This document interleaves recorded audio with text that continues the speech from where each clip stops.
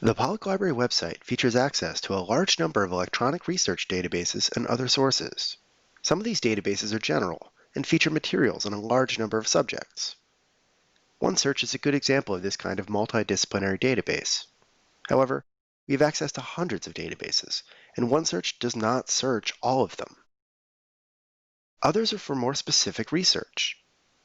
These can be helpful to use because they will bring back fewer results, but those results will exclude anything not in your subject area.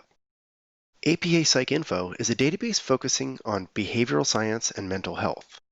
Results from APA PsychInfo are not included when you search for something in OneSearch.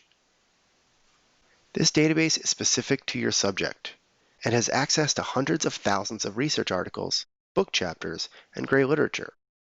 It also has a number of ways to narrow down your searches to make sure you're getting what you're looking for.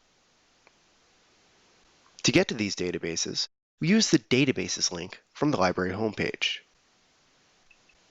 This will take you to a list of subjects arranged alphabetically.